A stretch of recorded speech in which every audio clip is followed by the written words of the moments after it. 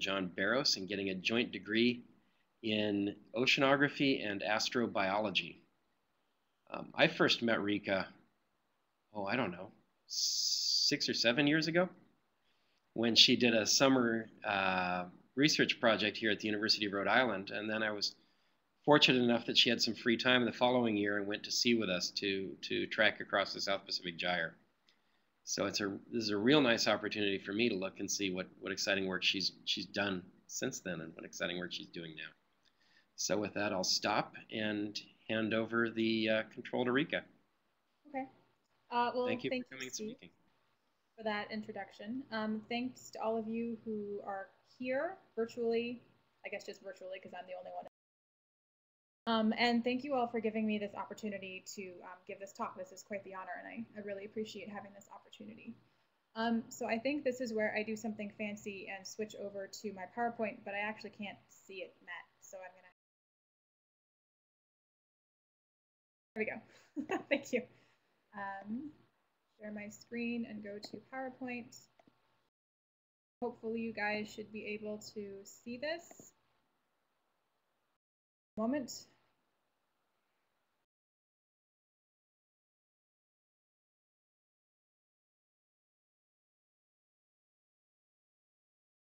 All right. Hopefully you guys should be able to see that. If you guys can't, someone should yell at me because I can't see anything anymore. We can see it. Thank you.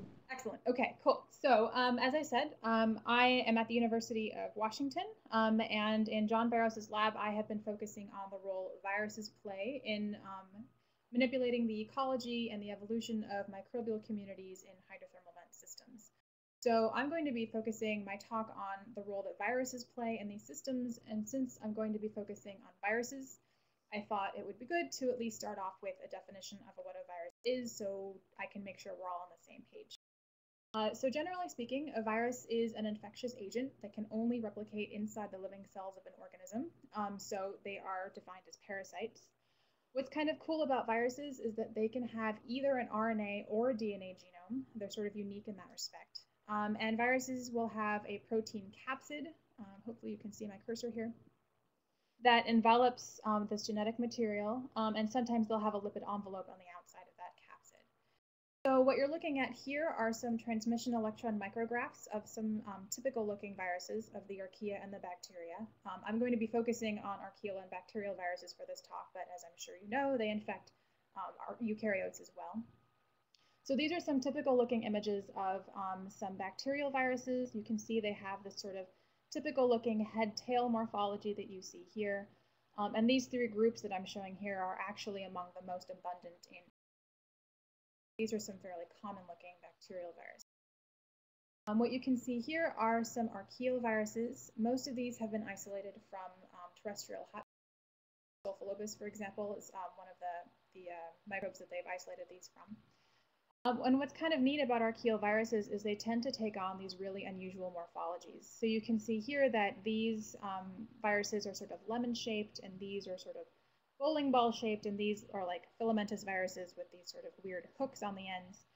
And the more archaeal viruses we isolate, the more weird morphologies we're seeing. There's a lot that we're discovering about these, so this is a very interesting field of research right now. And just to give you a sense of why we actually care about viruses, I thought I would talk a bit about how abundant they are on our planet. So in most of the environments that we've looked at, there's a ratio of about 10 to 1 viruses for every cell, and that adds up to about 10 to the 30th viruses in our oceans alone. And so if you were to stack up all of those viruses end to end and line them up, they would go across the Milky Way galaxy 100 times. So there are a lot of viruses on our planet, and clearly having such huge abundance of viruses means they must be doing something important in our biosphere, and so that's why we're interested in studying them. I also thought it would be important to understand how viruses replicate, because that's going to be important for what I'm talking about later on. So generally viruses have 2 ways of making a living. The first is through the lytic cycle, which perhaps we're more familiar with. And this occurs when a virus lands on the outside of its cellular host and injects its genetic material into the host itself. That genetic material then mounts a takeover of the host's machinery and uses that to synthesize viral capsids and package its genetic material into those capsids. That then lyses the cell, and then it can start the process over again. The other way viruses can make a living is through the lysogenic cycle. And here, as before, the virus will land on the outside of its host, inject its genetic material into the interior of the host. But instead of immediately taking over the cell as before, it will instead insert its viral genome into the genome of its host. And when it does that, it's called a prophage. And those prophage can lie latent within the host genome for several generations. And then usually in response to some sort of environmental stressor, they will then go through what's called induction. So they'll remove their viral genomes from the host genome, take over the host cell machinery, synthesize more viral capsids, more genetic material, lyse the cell, and then begin the cycle again. And the lysogenic cycle is actually particularly interesting for a few reasons that I'll detail in a minute. But what I really want to know is what sorts of impacts these viruses have on their hosts. When they're infecting their hosts, how are they actually altering host behavior, host phenotype? How can that affect the ecology and evolution of the microbial communities they're interacting with? And so there's actually two processes that I want to highlight that I'm particularly interested in regarding how viruses can impact their hosts. And the first process is transduction, which is basically just virally mediated horizontal gene transfer. And that's the process whereby viruses can transfer foreign material from a previous host into a new host. So for example, this lysogenic virus can bring in genetic material from a previous host and then insert it into the genome of its new host. So again, this is just virally mediated horizontal gene. The other process I want to highlight is the expression of what are called fitness factors. And those are just proteins that the virus can express during the course of infection. So for example, this virus here has inserted its genetic material into that of the host. It's just a typical lysogenic virus. But then during the course of infection, it can actually express certain viral proteins. And those proteins can take on different roles within the cell. Perhaps one of the most well-known examples is the cholera toxin. That's actually expressed by a filamentous bacteriophage that's integrated into Vibrio cholera. And so we have viruses to thank for giving us cholera, even though it's actually carried by. And these genes can actually also repress host metabolism, repress the expression of certain other genes within the host to repress metabolism, so they can take on a number of different roles. So through these two processes, viruses can have a really important impact on the evolution and the ecology of their hosts, and I'm interested in better understanding how these two processes are affecting microbial communities. Hey Rika, this is Matt. Would you mind speaking up or closer to your microphone? Thanks. Yes, I can do that. Great. Okay. So where was I? Okay, so what I'm interested in understanding is we have a fair amount of research on viruses in our oceans in particular and in various other biomes.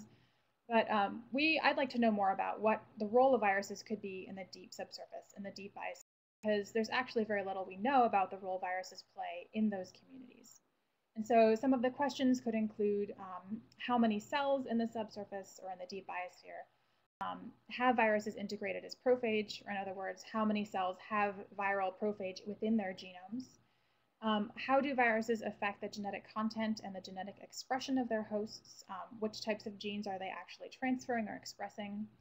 And then how does the viral role actually vary in different parts of the subsurface? So I'm sure most people here are aware of the fact that the deep subsurface has many different regions, which can be broadly categorized according to, for example, degrees of fluid flux. This is just a schematic I drew to illustrate that. So as I'm sure most of you know, near the mid-ocean ridges, we're going to have a very high degree of fluid flux as fluid comes in through these recharge zones, comes into close contact with the cracking front of a magma chamber, resulting in this high temperature hydrothermal fluid that exits at these hydrothermal systems here. Farther off axis, we're going to have a little bit less fluid flux, but we're still going to have a fair amount of fluid moving through the subsurface, through these recharge zones, and then coming out through these discharge zones, usually in association with seamounts, for example. And then even farther from the ridge axis, we're going to have older crust, often higher sediment thickness, and usually much more restricted fluid flux. And so you can well imagine, I'm sure most of you know, that we're going to have very different types of microbial communities throughout these different regions And as a result, we're probably going to have many different types of viral interactions in each of these communities. And so the next question is, all right, what do we already know about the viruses within the deep subsurface? And one thing I'd like to point out that's fairly important is that it appears that many deep sea bacteria and archaea do contain viruses integrated as prophage in their genomes. So this is a figure from Weinbauer et al., published in 2003. And basically, he was looking at the frequency of lysogenic cells and the frequency of infected cells in different regions within the ocean. So for example, these black bars that you can see here, this looks at the frequency of infected cells. Basically, they looked at transmission electron micrographs, looked at the abundance of visibly affected cells that had viruses replicating actively inside the cellular membrane. And that gives a pretty good sense of how many lytic viruses there are in an environment. And what you can see here is that these more coastal regions tended to have a higher abundance of these lytic type viruses. What's particularly interesting here is that these white bars, which show the frequency of lysogenic cells, gets very, very high in the deep ocean. And this is the frequency of cells that have viruses integrated as prophage in their genomes. And you can see it reaches nearly 80% in the deep ocean. So this means that a really high percentage of the archaea and bacteria in these microbial communities do have viruses integrated as prophage in their genomes. And as I said before, that could have fairly significant impacts on cellular behavior, cellular phenotype, and the way those cells are interacting within their ecosystems and how they evolve over time. But this study looked at deep ocean waters, but similar studies have been done on deep subsurface environments as well. This is a figure from Williamson et al. From 2008, and they looked at the frequency of lysogenic cells in diffuse flow hydrothermal systems. Basically, this study just added a mutagen to environmental samples to cause induction. Again, that's the process where the viruses integrated as prophage will come out of that stage, create more viral particles that can then be seen in the sample. So the main thing I want you to see here is that here you can see the abundance of viruses that they counted before and after adding the mutagen was consistently higher in the diffuse flow samples than in the bottom water or in the deep chlorophyll maximum. And so this implies that these hydrothermal systems have a fairly high abundance of lysogenic cells. Again, those are the cells that have viruses integrated as prophage in their genomes. And so taken together, all of these results imply that lysogeny seems to be a very important lifestyle for viruses in the deep subsurface. And that can have very important implications for the way viruses are interacting with microbial communities in these deep parts of our biosphere. So as I said, there are these many different regions of the Earth's subsurface, and studies suggest that lysogeny is a fairly important lifestyle for viruses throughout the subsurface. There have been similar studies examining this in sediments as well. But the region that I'm going to be focusing on for my talk are these regions here, these deep sea hydrothermal vent systems. And these systems, just to describe them quickly, occur when we have colder oxidized seawater coming in through the surface of the crust here. That comes into close contact with the cracking front of a magma chamber, resulting in high temperature water-rock reactions. And this hydrothermal fluid that results is very high temperature, low pH. It's enriched in carbon dioxide, helium, hydrogen, sulfides, and other minerals. That then emerges at the crustal seawater interface, creating these sulfide chimneys that you've probably seen before. And this hydrothermal fluid can reach up to 400 degrees Celsius. But what's important to know about these hydrothermal systems is that they're dominated by gradients that are dictated by the degree of mixing between the hydrothermal fluid and the colder, more oxidized seawater. So this is a figure that I sort of modified from one of Julie Huber's papers, and it shows that in the deeper subsurface, we're going to have a higher contribution of this high temperature hydrothermal fluid relative to the oxidized seawater. And so we're going to have a higher abundance of thermophiles, anaerobes, fair amount of archaea are going to be living down here. And then as we move closer towards this interface here, we're going to have probably a higher contribution of cooler, more oxidized seawater. So we're going to see a lot more different bacterial groups and some more mesophiles and some of the types of organisms you might see in deeper cold seawater. So these systems are dominated by gradients, resulting in a fairly high diversity of different microbial groups because of the abundance of different environmental niches for them. And they're also going to be fairly dense. A lot of these communities live in biofilms like this, attached to mineral surfaces. And they're also going to be in potentially frequent contact because of the degree of fluid flux going on the subsurface and because of the sheer density of these different systems. And so this is a very interesting environment, and what I want to know is what sorts of role viruses are playing in these regions. How do they facilitate survival and adaptation in these systems, especially considering how dense these systems are and the high diversity of different groups that we see. And so one way we can actually start to sort of tease apart these questions is to examine the cellular gene pool and the viral gene pool from these systems. We can ask questions like what genes do these different gene pools have in common, how much transfer is there between these gene pools, and which genes are actually being transferred between them. And so one tool that we can use to actually to do this is metagenomics. I'm sure most of you have either done this before or are familiar with this, but just to sort of recap, to do metagenomics, you have to first collect an environmental sample from your region of interest. And in my case, that would be these deep sea hydrothermal systems. You collect your sample, and that sample is going to include archaea and bacteria, probably some eukaryotes, as well as viruses. And those are all going to be mixed together.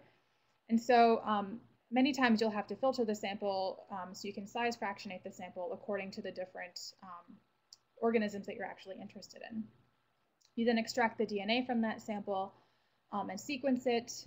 There are many different sequencing technologies out there, but most of them will result in many different sequences with reads ranging from about 50 to about 1,000 base pairs, depending on your technology.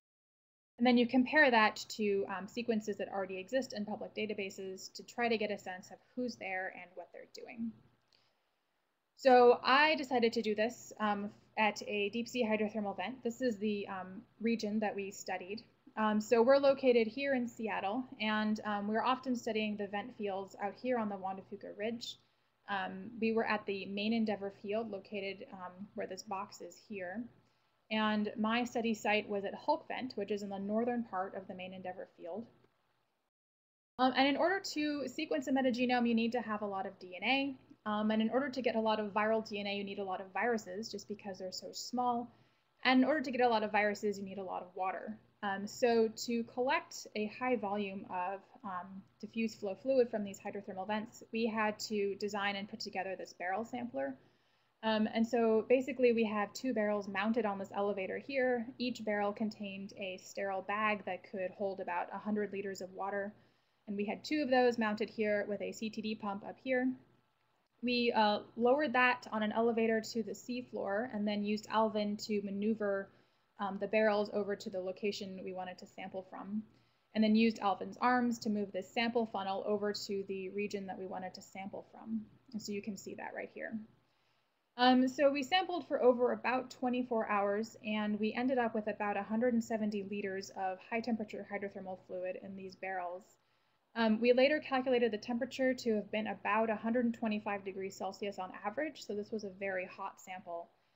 The cell count was fairly high. There were about 10 to the 7th cells per mil, and the virus count was about 6.8 times 10 to the 6th, although that's probably an underestimate just based on the way I had to count the virus. And then, as I said before, we used filters to fractionate them according to size and then sequenced the viral and the cellular metagenomes. But I'm going to focus first on just the viral metagenome to begin with. But you see, one of the challenges in studying viral metagenomics is this, what I call the problem of the unknowns. So when we compare these sequences in our metagenome to public databases, one of the major problems is that most of the sequences have no match to existing databases just because we know so little about environmental viruses. So this pie chart just shows a breakdown of what my sequences in my metagenome matched up to according to what's known. And you can see the vast majority of sequences in my viral metagenome had no match to existing databases. And this is not unique to my sample. This was seen in a viral metagenome from Yellowstone Hot Springs and also in several different metagenomes from different biomes in the oceans.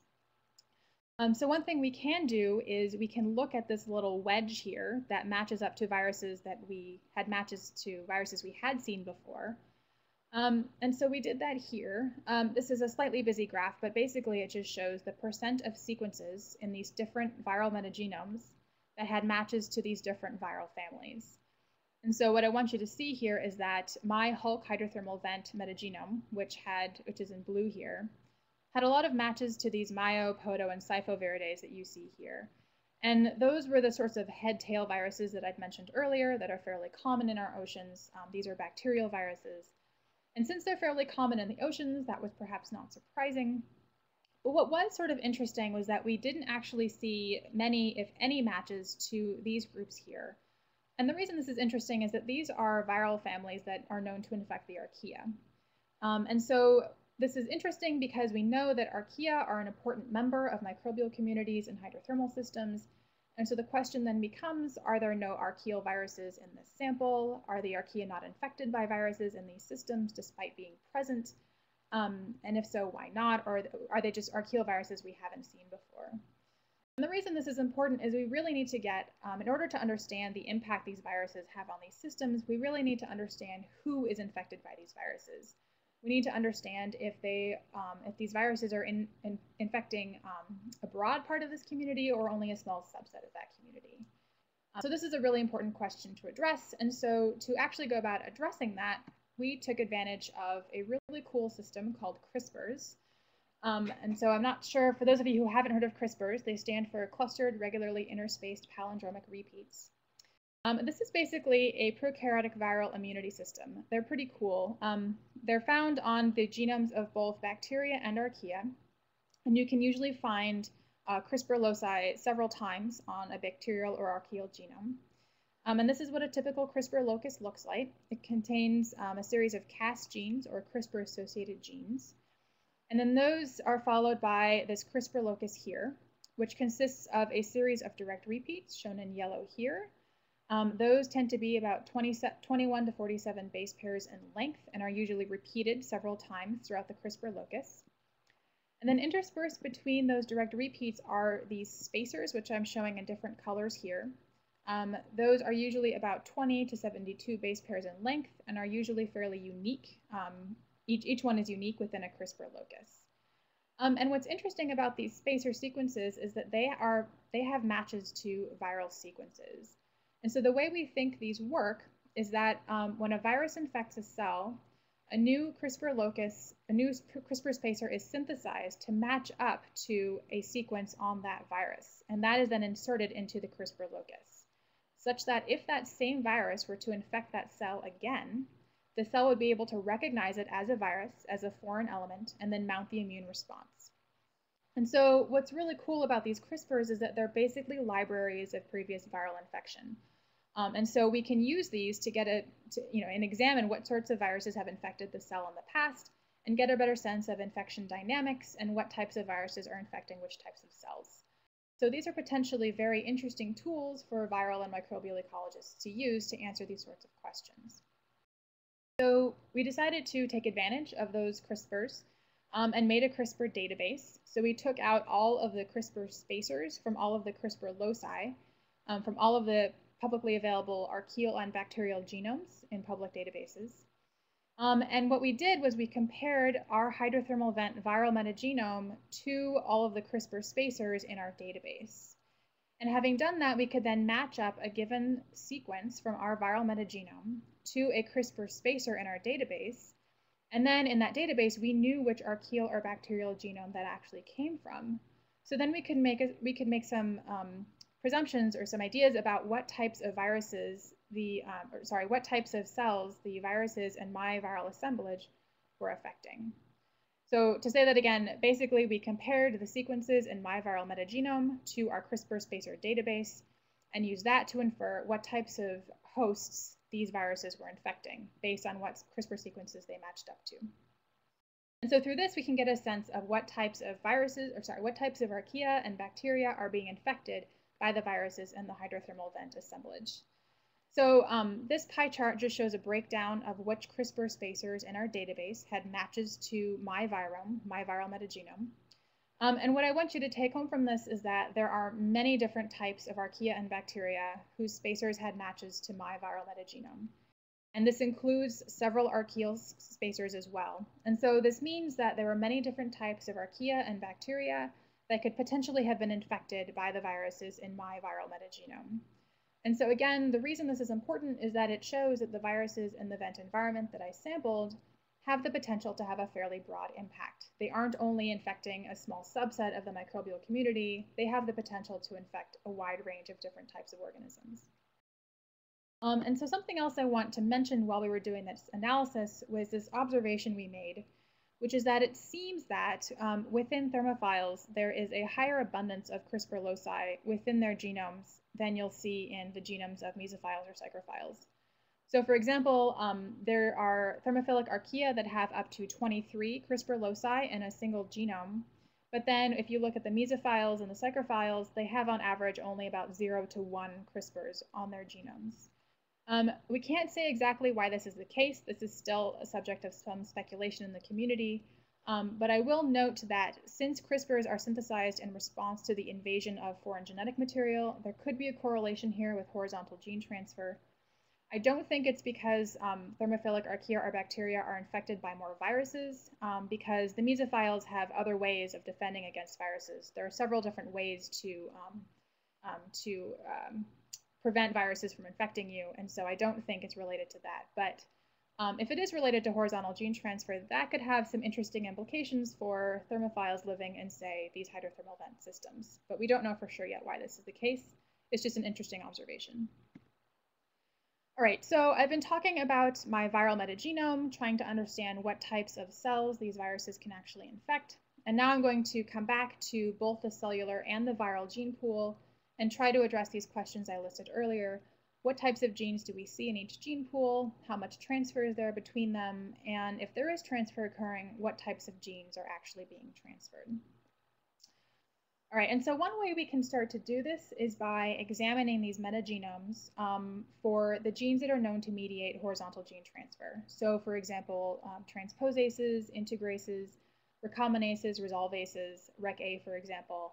I looked for those genes that are known to mediate horizontal gene transfer in several different metagenomes from many different biomes.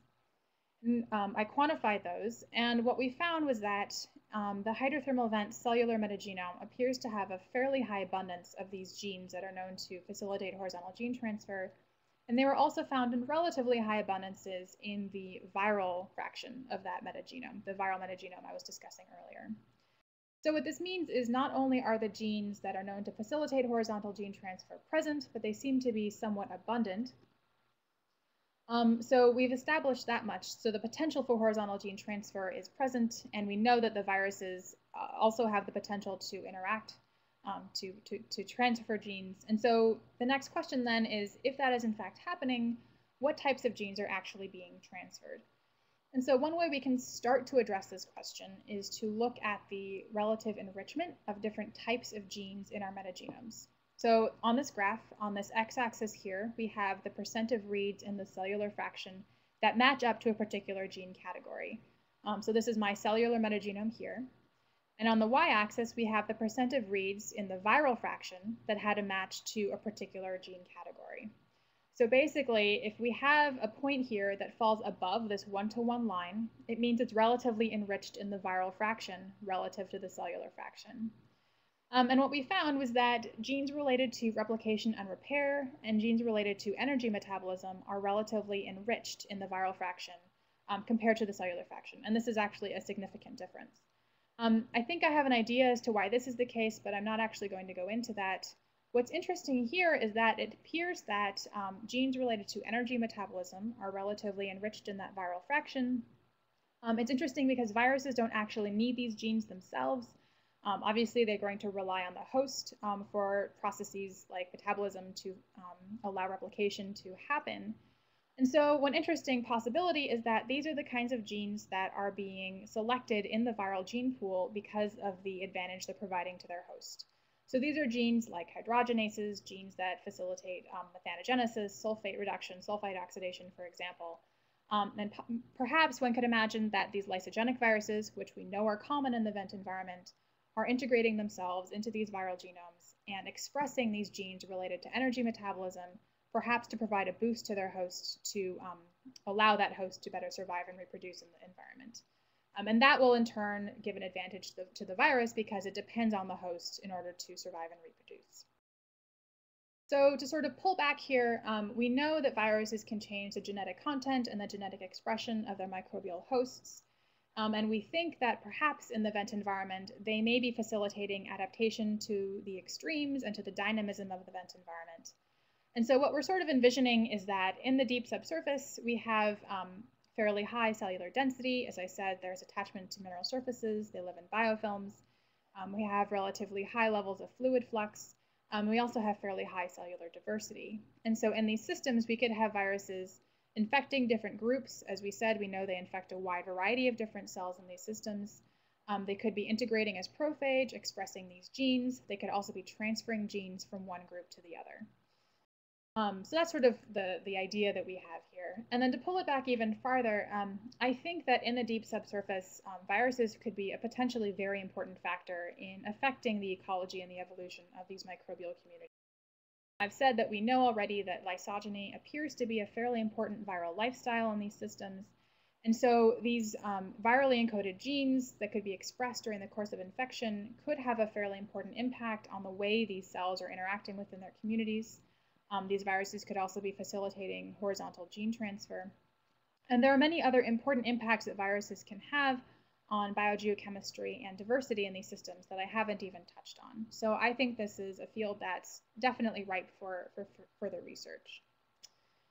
Okay, so with that, I'd like to thank my advisor, John Barros, for his help. Billy Brazelton helped a lot with the molecular analyses, so I'd like to thank him for that. Dave Butterfield, Jim Holden, Mark Spear, Tim Shanks, Bruce Strickrott, and Sanjoy Som helped a lot with the shipboard sample collection. The sequencing of my metagenomes, I got help from John Kay, Mitch Sogan, and Hillary Morrison, and the funding for the viral metagenome was from the Gordon and Betty Moore Foundation and was done by the Broad Institute. And these are my funding sources on the right. And now I think I go into questions if I can figure out how to switch over properly. All right. So I think I go back to my webcam somehow.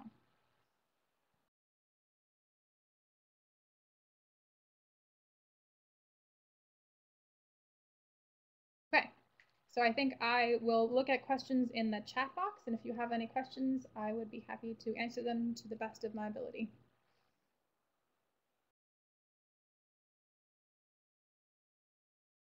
All right, I'll wait for a second.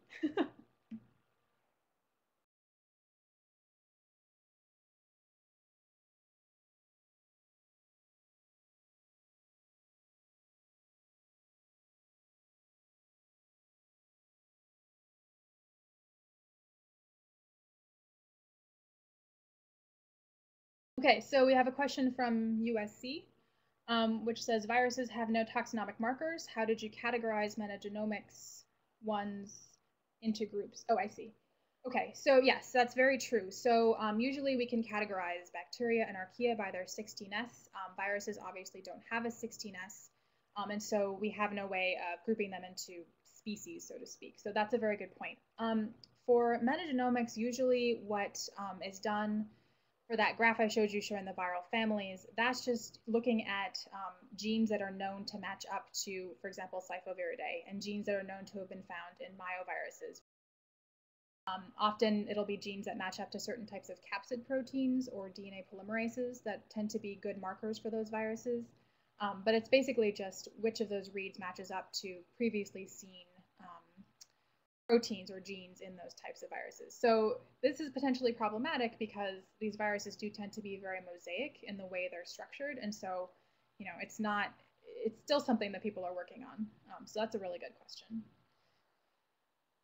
John Kirkpatrick, hi John, wants to know, do I have any sense of how much of the viral fraction could actually be extracellular DNA? Oh, from my sample. I think that's what you mean. Okay, so if you're asking if there could have been contamination from extracellular DNA in my sample, yeah, contamination is a huge issue in viral metagenomics. And the way I dealt with that was to do two things. The first is to use chloroform to lyse the cells that were in my sample. And the second was to use DNase to try to break up any free DNA that was in the sample. So while it's not totally foolproof, those were the steps that we took to actually try to eliminate any of the extracellular DNA that could have been in my sample.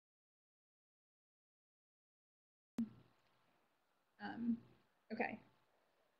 Roberto Anitori says, what is the main criterion you use to separate the viral fractions from the cellular fractions, just the filtration steps? Yeah, so to sort of go off of what I just said a minute ago, what we did was we first filtered the fluid from those barrels. So we used Steripax, and those are 0.22 microns.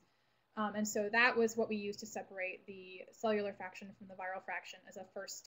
And so my cellular metagenome came from the DNA, the cells that we got on those Steripax. So after having done that, we then had sorry, I'm moving in closer. So after having done that, we then had about 170 liters of fluid that had been filtered as a first step. And then we then concentrated that using tangential flow filtration. So we brought that down from about 170 liters to about 50 milliliters or so. So that, in theory, contained all of the viruses concentrated into a small fraction. And then, as I said, we added chloroform to that, and we added DNase to that to eliminate cells, to eliminate extracellular DNA, and then extracted the DNA from that, and then that was what became the viral metagenome. Okay. Okay, thank you, John, and that's all I have so far.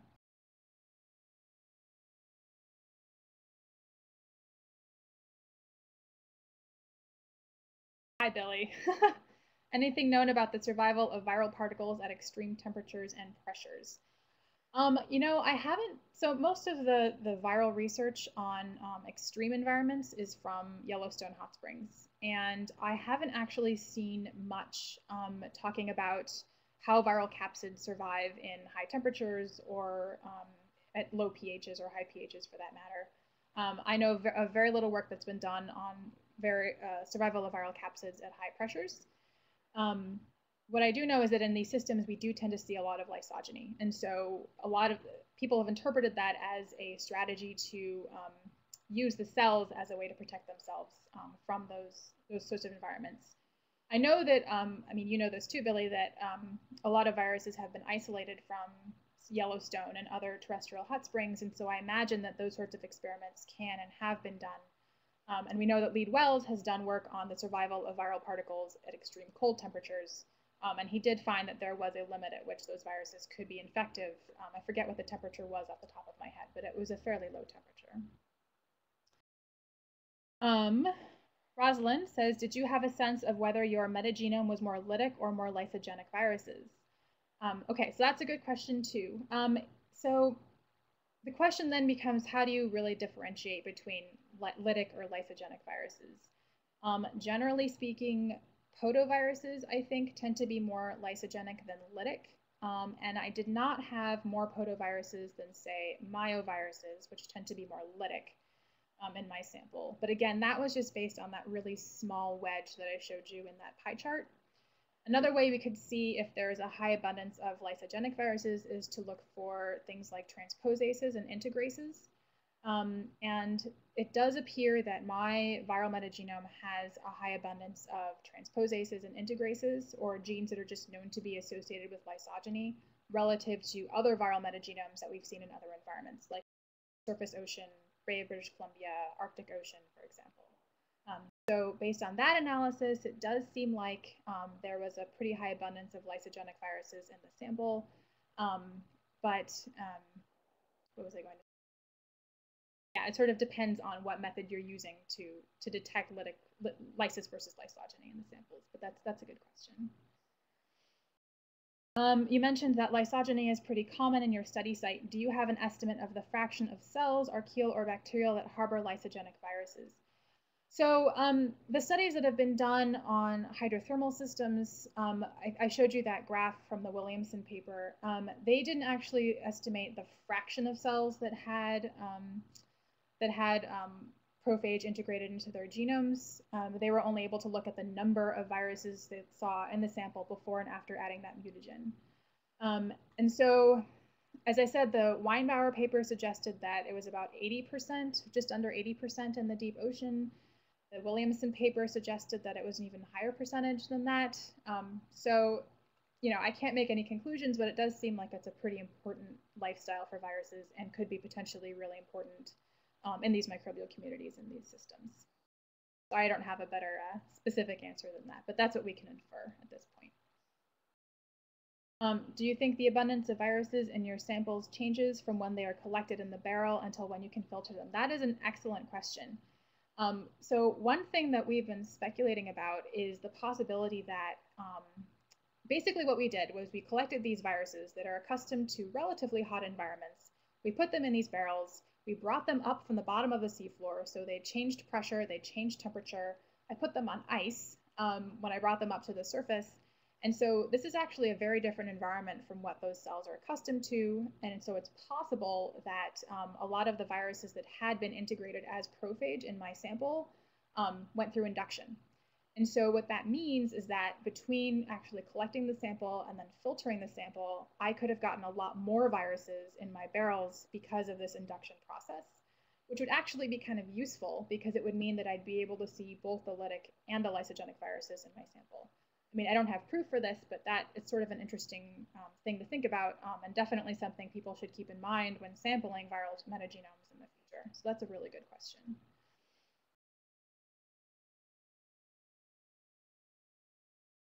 I'll wait for the next question.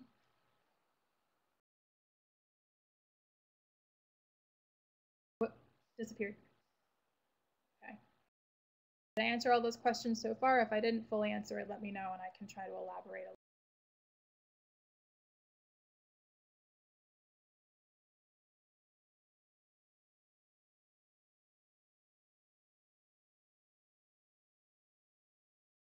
You mentioned that a mutagen was added to induce lysogenic viruses to come out. Any ideas on what would cause the induction in their natural environment? Yeah, so that's also a really good question. So the mutagen we add in the lab is mitomycin C. It's a known carcinogen. In the environment, there have been several different things that are found to cause induction. UV radiation is an important one in the surface oceans.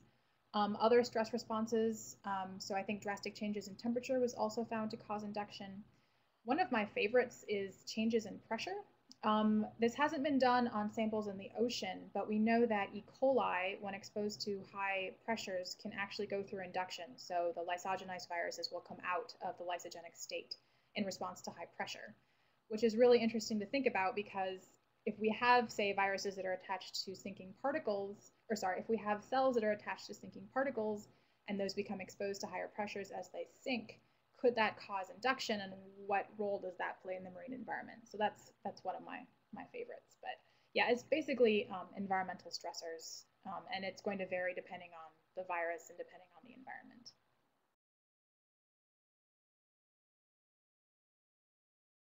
You're welcome.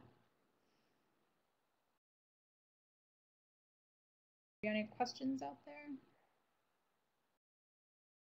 I'm wondering, this is from David at USC. He says, I'm wondering, I suspect that many of the bacteria in the CRISPR database are not from the deep sea communities, but maybe come from hot springs or whatnot.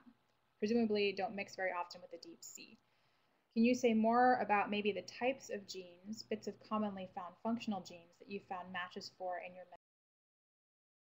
Okay, so let's see. There's sort of two questions in there. The first is that, yes, many of the bacteria in the CRISPR database are definitely not from deep sea communities. There's a few, and there are definitely some from hot springs.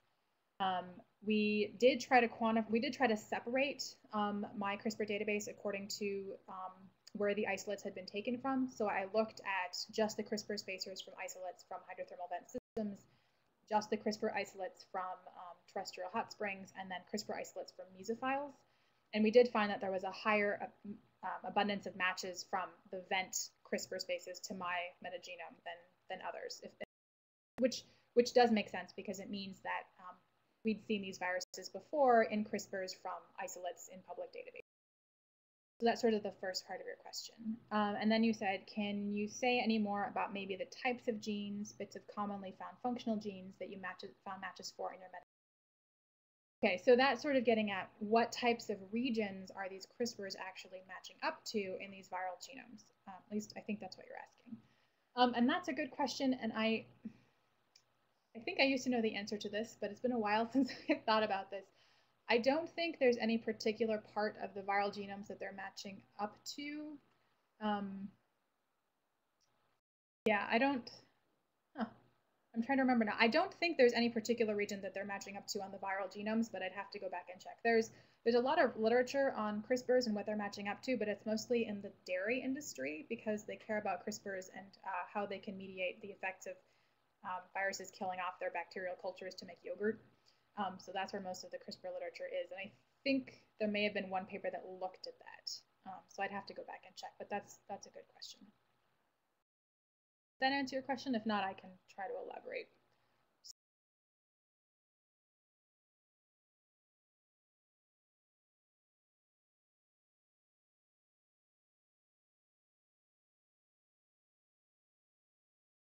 Roberto Anitori says, you mentioned radiation as an inducer. Are you aware of any studies looking at the percent of lysogenized cells in radiation versus non-radiation environments? I think most of the studies that have been done were just exposing, say, E. coli with prophage integrated in the genome to, say, UV radiation. As far as radiation versus non-radiation environments, if you mean environments that naturally are exposed to radiation, I'm not aware of any studies off the top of my head that have looked at that.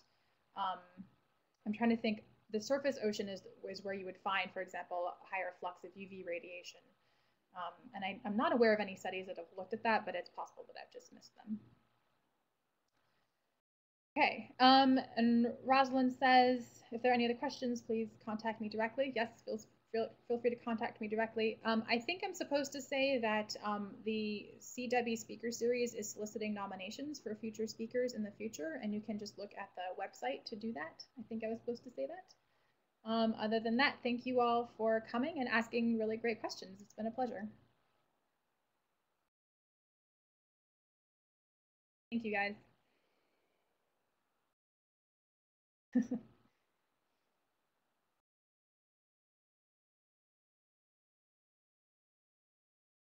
Bye. All right, I'm going to stop my webcam now.